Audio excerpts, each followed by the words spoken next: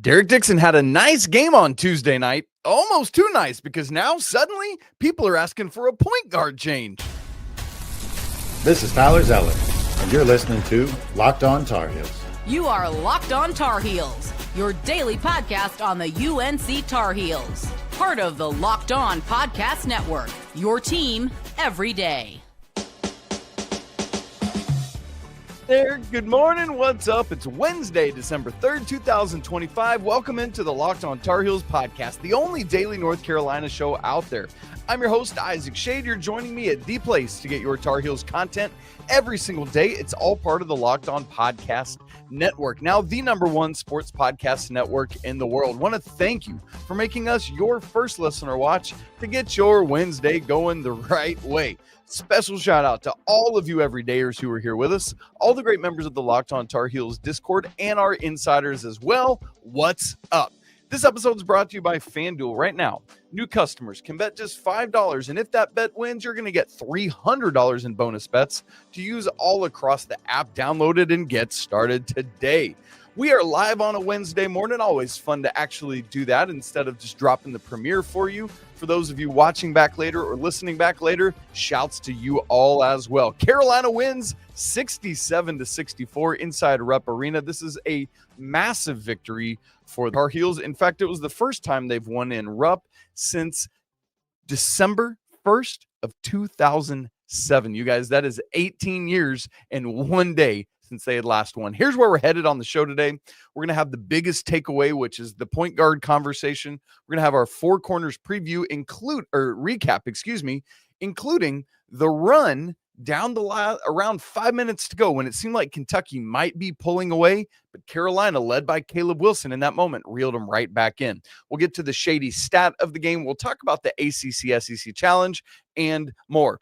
I also want to welcome in any Louisville Cardinals fans celebrating a Kentucky loss, kind of sort of hate watching Kentucky, but also love watching what Carolina did in supporting the ACC. You know what? We'll return the favor. We'll be cheering for you guys tonight. I believe you play Arkansas, right? Nah, no Woo Pig Suey tonight. L's up for the Cards. And also I want to ask, remember at the beginning of the season when all of these media outlets proclaimed Carolina the most overrated team in the AP top 25? Where are you at today? Because as I sit here, North Carolina has 2 quad 1 wins, and it's December 3rd. Still think they're the most overrated team in the top 25? I think not. Miss me with all that. You all didn't understand Carolina's roster, and you got to do better. All right, here's the biggest takeaway from the game. There was a wondering among the Carolina fan base, and even though it was after midnight when this game was over, if there was going to be now a changing of the guard for North Carolina. And I mean that quite literally, a changing of the point guard. There was, because of the minutes that Derek Dixon had in the first half and how well and how long he played there, and then obviously the closing stretch and everything he did there, there's a lot of hubbub for, all right, Kyan Evans needs to move to the bench, and Derek Dixon is my starting point guard. Let me start by saying this very definitively. I highly doubt that Hubert Davis is going to make any change to his starting lineup right now. If you've watched his trends, if you've watched how he operates his personnel, Hubert Davis is not going to be reactionary to the end of that moment. Now, to the end of the game, the Kentucky game. If Hubert Davis watches that and thinks, okay, I've seen what I need to see, Derek Dixon, starting point guard, gives us a better chance to win than starting point guard Kyan Evans, then he might. But right now, I do not think he pulls that trigger yet. If it continues in this regard and Kyan Evans keeps struggling, and Derek Dixon keeps rising, then maybe so. But what's nice and what is certain to me is that every day Carolina gets closer and closer to the point where they have a much more reliable option as the backup point guard than they have had in some time. Think about the past years where it's like, good grief. Who's going to be that Nate Britt? Who's going to be that Bobby Frazier to Ty Lawson starting it, right? Like, there just hasn't been much of that lately. This team seems like they might have it if they can keep growing both of those guys. And if we're being honest, there have been other moments this season where Kyan Evans has been great and where Derek Dixon has been not as great and has looked like the freshman, right? You think about how good Evans was, for example. I think Nintendo was talking about in the Locked on Tar Heels Discord this morning about the second half of the Kansas game when Kyan Evans was great. And so we're going to have to continue to wrestle with both realities that both of these guys are going to play, and that's going to be a thing. Let me say this, though.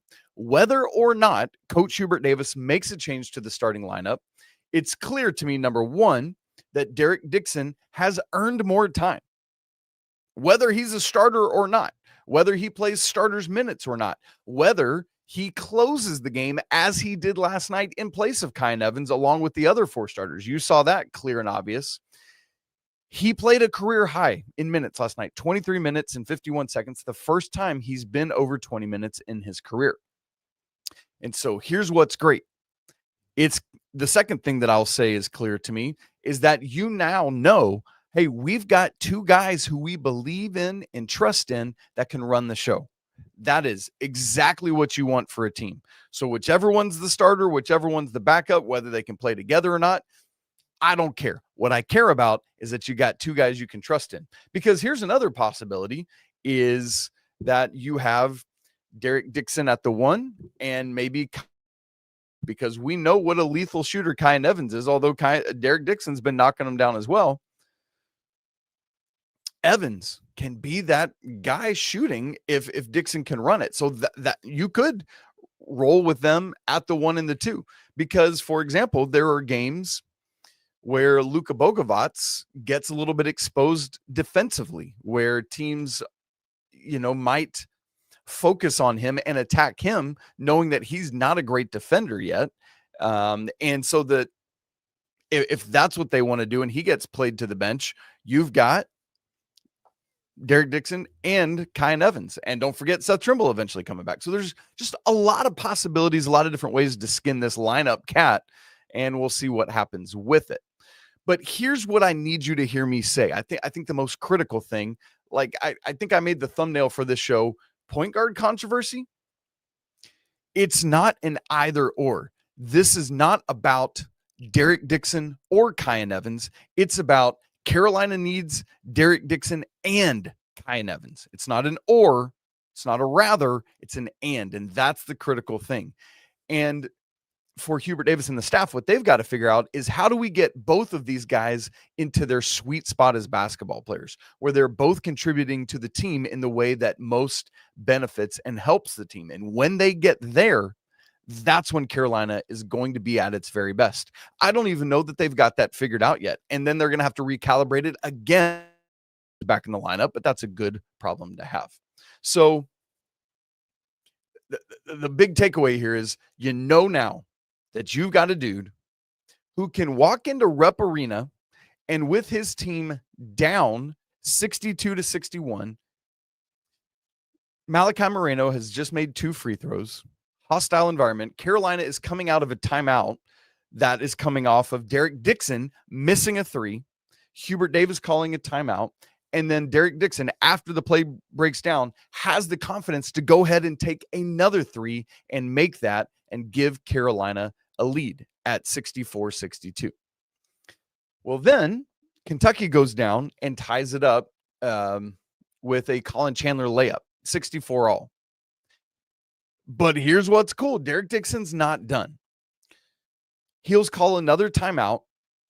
Derek Dixon walks out on the court with about 30 seconds left inside Rupp Arena with all of Big Blue Nation yelling at him. And it's him, a Carolina freshman. No, not that Carolina freshman and Caleb Wilson, but Derek Dixon, who goes and gets the winning layup. Ultimately, Carolina scored again, but that was the layup that put them in the lead for good. So point guard controversy, I don't even think that's the conversation right now. The conversation right now, again, is that you have 2 guards who you believe in and who can do it. And that is great news for this team's depth. That's what we're looking at. Well, it wasn't just about what Derek Dixon did there at the end of the game to get those 5 points.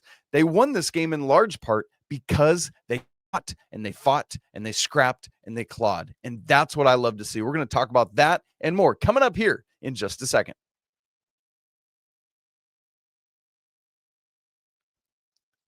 right after I tell you about our good friends over at FanDuel. NFL Sundays, you guys, they move fast. One big play, and suddenly everything feels different. That's what makes live betting with FanDuel so exciting. You're not just watching the game, you're getting to react to it in real time. With FanDuel, you can place bets as the action unfolds. Every drive, every momentum swing, every highlight moment. Live betting is at its best when the game starts to shift, right? Like a receiver gets really hot, like Drake May just locks in on somebody and starts going to him. A defense tightens up or the momentum flips after a big turnover. FanDuel lets you jump into the moment. It's got live spreads and money lines, and they adjust instantly. Player props, they update as that receiver heats up. You can bet like a next touchdown score or results of a drive, game totals, and more. All of this keeps you locked into every snap, every drive, every possibility. Let's look at the ACC regular season championship odds. Duke still leads the way, plus 115. Louisville next at 185. And Carolina and NC State are now tied in third at plus 1,200. So if you believe in Carolina getting Seth Trimble back and then being dudes, go check out this line. If you want to be right in the middle of the action this season, go ahead, visit FanDuel.com and place your NFL live bets all season long. FanDuel, the game moves fast, and so can you. It's time for the Four Corners recap. But as we get into it, I want to thank you for making Locked On Tar Heels your first listener watch of the day. And I also want to thank you for making Locked On the #1 sports podcast network. Y'all, it means so much. Let's get into that Four Corners recap. Quick water break as we do so. Number 1, Carolina won. And I love that they did it dirty. And I don't mean they were playing dirty. I mean, they got down in the dirt. They got down in the mud and they got after it. They absolutely worked their butts off. And here was the key stretch that, to me, emulated that in a big way. And you might have missed it because it was in the midst of Kentucky's long stretch of not scoring. And you might have missed it because we were all thinking about what Derek Dixon did at the very end of the game. North Carolina is down. I just went and watched this back right before we started recording to make sure I had all the beats of it. The Heels are down 56-50. Luka Bogovac is at the free throw line. It's like, all right, Bogey, let's go. Make these free throws. He misses. I believe that's the front end of a 1-and-1 right there. So you're still down 56-50. Otega Owe comes off a screen, curls, and has what looks to be a wide open layup. But here comes some help defense from Caleb Wilson. And this is the key. I hadn't realized it until I went back and watched the sequence that we're talking through. Caleb Wilson did a little bit of everything in this sequence. Go with me. Owe has what looks like it's going to be a wide open layup. That would have made it a 58-50 game with 5.5 to go. And at that point, you're like, shoot, this is Michigan State all over again. Carolina has been so close, and now they're going to let it slip away and get through their fingers, and Carolina's going to lose again. But instead, here's what happens. Caleb Wilson brings help defense, blocks Otega Owe's shot, like one of those slaps it off the backboard, it rims out.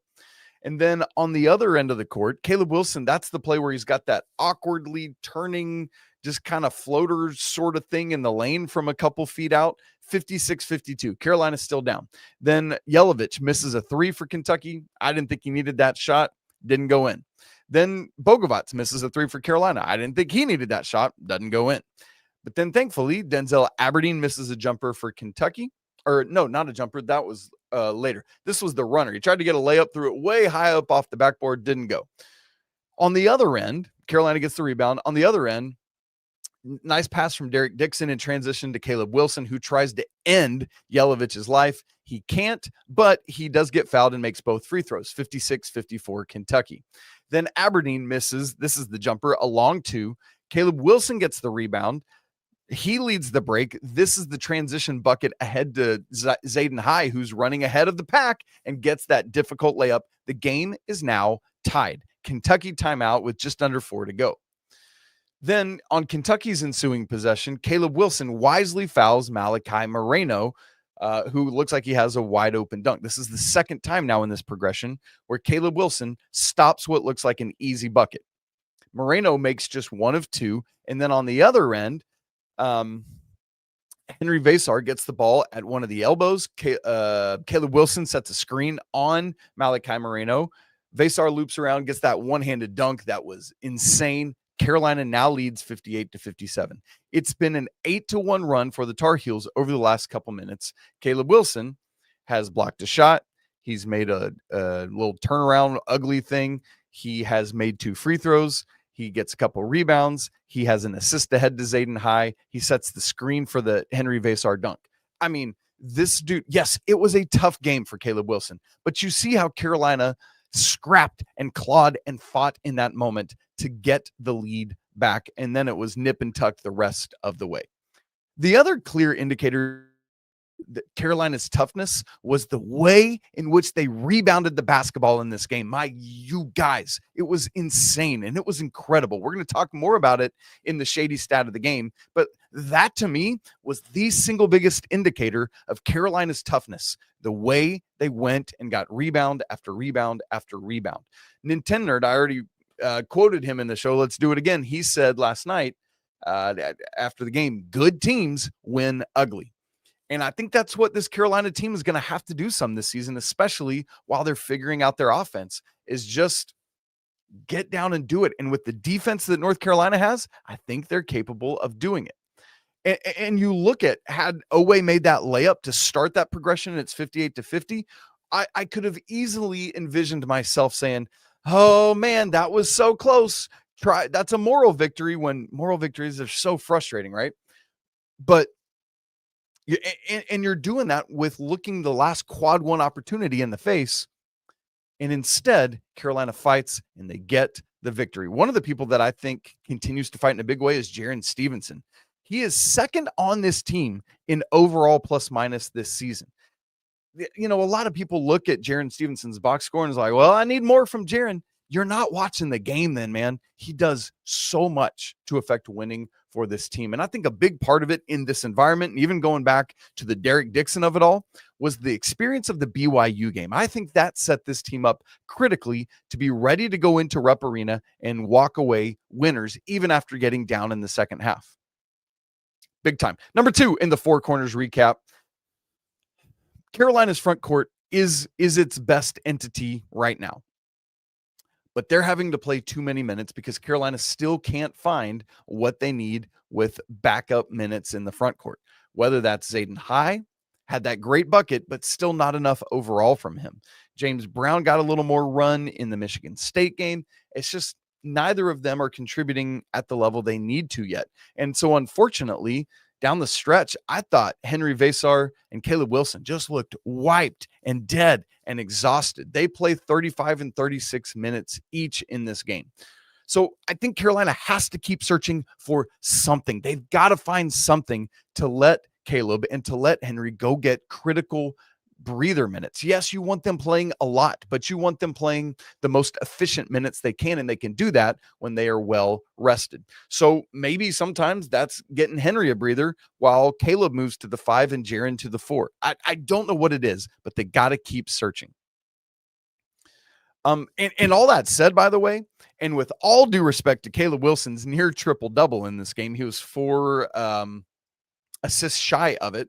Henry Vasar was the best player on the floor in this game, in a game where both of the Carolina front courts yet again get double-doubles. Henry Vasar has now 4 in his first 8 games as a Tar Heel after none in his career coming into this one. Four Corners recap point number 3. All that said about the lack of the front court help from the reserves contributed to this game overall. The bench did in a critical way. It was just more that it was the backcourt plus the Zayden High layup.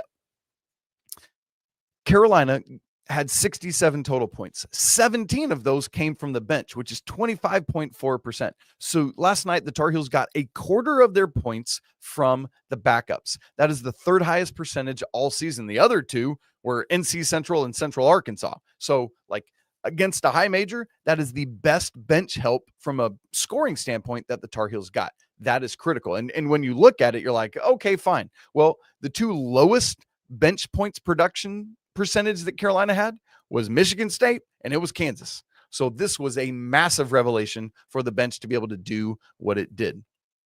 Derek Dixon just played his most minutes of his career, as we talked about earlier. Jonathan Powell has now played 20 plus minutes in back-to-back games. And that duo, Derek Dixon and Jonathan Powell, combined for 15 of Carolina's 17 bench points. So you feel like got something with both of them. Jonathan Powell starting to seem like maybe he's feeling a little more comfortable. He canned a couple threes. One of the things I talked about in the live postcast was it wasn't the starters that got Carolina out to a lead in the first half. It was Derek Dixon and Jonathan Powell who scored 10 straight points to get Carolina to 16-13. That's what you need. So bench, keep contributing in those ways, keep finding more confidence. And I thought that's what the backups found, at least Dixon and Powell, Tuesday night in Rupp Arena. Four Corners recap point number 4. Hey, I guess we got to end it on a critical, like a critique note here. Dirty little secret from this game, that it was incredibly crazy and wild to hold Kentucky without a field goal for that long as Carolina did. Again, that stretch was from 13:08 on the clock. Kentucky hit a three-pointer. It was their first and only three-pointer of the game, and it signaled the start of this desert with no made field goals. Their next field goal came at 2 minutes and 43 seconds left on the clock. I mean, woof, that's tough. And they only even had one more field goal after that. So for the final 13 minutes and 8 seconds, Kentucky made 3 field goals. Obviously, they had a bunch of free throws in between that. That three-pointer that Kentucky made with 13:08 to go put them up 48-44.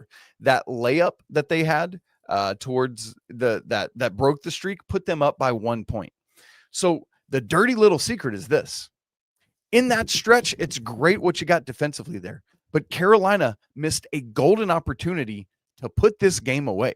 Had the offense functioned more capably in that 10-minute stretch, the Tar Heels win this game by double digits. I mean, and it's great. Like, just the fact that you won is great and incredible and awesome. But you had a shot at making it a runaway, and you missed it because you weren't able to score in that stretch. And so that's the dirty little secret. Yeah, it was great to hold Kentucky at bay, but Carolina didn't do anything offensively either. Got to figure that out and got to improve. But again, with this defense, it can allow you to win over and over and over again, and we'll take it. So it's time to get to the Shady stat of the game, and a massive part of the reason Carolina won is because of their work on the glass. And oh man, was it impressive. We'll talk about that in the Shady stat of the game in just a second.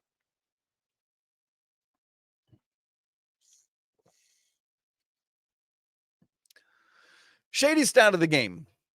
The combination of offensive rebounds and second chance points. I forgot to bring sunglasses into my office with me today, so you got my blue light glasses for my shades. To me, the combination of Carolina's offensive rebounds and their second chance points because of those offensive rebounds was the reason the Tar Heels won this basketball game. Yes, there are a bunch of other indicators and factors, but if I could point to one thing, it is this. Because as a reminder, Kentucky came into this game 4th in the nation in total rebounds per game. They came into this game 3rd in the nation in defensive rebounds per game. And so Carolina had to scratch and fight and claw on the offensive glass. And oh my goodness, did they? Because if you just, not looking at the percentages now, if you just look at the totals, Carolina had 20 offensive rebounds. Kentucky had 22 defensive rebounds. To do that on the offensive glass, y'all, is absurd. Carolina had a 47.6% offensive rebound rate in this game. That was the second highest they've had all season in a game. Funny enough, the highest they had was against Kansas. But off of those 20 offensive rebounds, Carolina had 22 second chance points to 5 for Kentucky. That's 32.8% of Carolina's points came off of second chance scoring. You're going to win a whole bunch of basketball games that way. And especially if Carolina is struggling to can threes like they're still struggling to do, and still, by the way, taking too many of them, in my humble opinion, then to get the ball up on the glass and let your team, which right now at KenPom, let me double check it to make sure I'm not crazy, because of the size and the guys they've played, is listed as number 1 in the nation in average height. So you get the ball up on the glass and you let Caleb Wilson go track it down, who 6 of his 12 rebounds last night were offensive. You let Henry Vasar, who 4 of his 10 offensive rebounds last night were offensive. You let Jaron Stevenson and all of his length go and get them. I'm forgetting. Yeah, Stevenson had 5 rebounds. 2 of them were offensive. So 12 of your 20 offensive rebounds came from your starting 3, 4, and 5. get the ball on the glass and let those dudes go get it and grab it and do it. But here's what was cool as well. This wasn't just about Carolina. Oh, look, here's my offensive rebound. Part of it was they got on the floor before Kentucky did. You know how massive that is in a road environment to shut up the crowd? And this Kentucky crowd was great, man. They know basketball so well. They were rising to the occasion when Kentucky was looking like they were going to have a good defensive stop, all of that.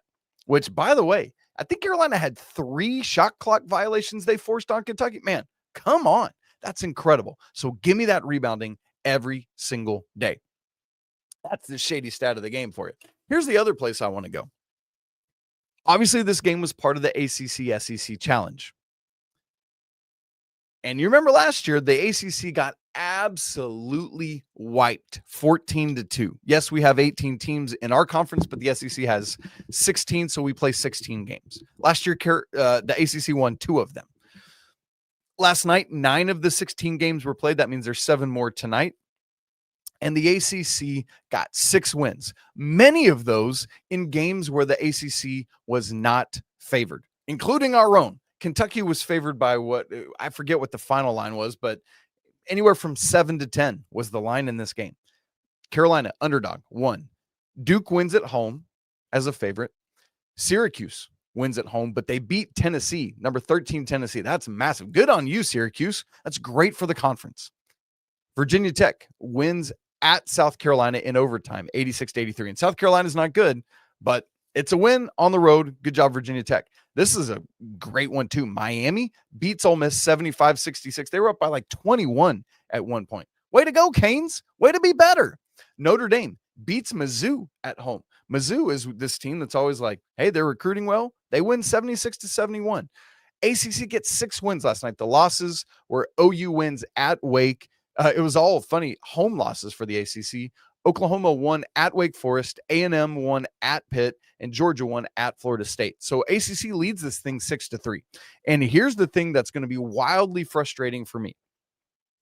Let's say the ACC can grab 3 wins tonight. And that would mean the ACC wins this challenge. The applause for the ACC, the praise for the ACC, darn well better be just as loud as it is the ACC when things aren't going well because the SEC was dominating them last year. It's just, you can see it coming. There are going to be excuses, and there are going to be all this. All right, fine. But if the ACC wins this thing, I don't know. And here's the other thing. The ACC, if they win it, will have done so even though the vast majority of the top teams in the ACC are on the road. I recognized this yesterday. It just caught my eye, and I actually tweeted it out. If you look at the ACC preseason poll, like the media poll of the order the 18 teams are going to finish in, of the top 8 teams in that poll, 7 of the top 8 ACC teams are on the road in this event. Only one of them is at home, and that's Duke. Thankfully, I don't know. I'm conflicted there. Do we cheer? I feel like I never want to cheer for Duke, but I also didn't be more highly regarded. So I don't know. They almost lost to Florida. They won. All right, fine, whatever. But they win. But the other top 8 are all on the road. That's Louisville, that's Carolina, NC State, Virginia, SMU, Clemson, and Miami. All 7 of those top 8 teams are on the road. So all the more impressive if the ACC comes back and wins this event. Great job, Carolina. Again, great fight, great competition. We've now got several days till Georgetown plays on Sunday, and so we'll have some other conversations this week. A couple questions about hey, what is Carolina going to do when Seth Trimble comes back? That's a great question. We got to wrestle and reckon with that and several other things. You guys, great to be together live on a Wednesday morning. What a night last night. I hope you had the opportunity to stay up and enjoy it. Or if not, I hope you relived it this morning. I certainly relived it and watched some more. You guys, If you haven't subscribed to Locked On Tar Heels on video and on audio, do it now so you don't miss a second of Locked On Tar Heels. If you haven't joined our Discord, we'd love to see you in there. That link's in the show notes, free to join. If you've not become a Locked On Tar Heels insider, why not, man? That's another great way to help support the show, and you can get next level with everything we're doing, all sorts of great perks, and we got something coming in the next couple days that I'll tell you more about, I believe on Monday of next week. All right, you guys, it's always a great day to be a Tar Heel. We will be back again together tomorrow, but until then, peace.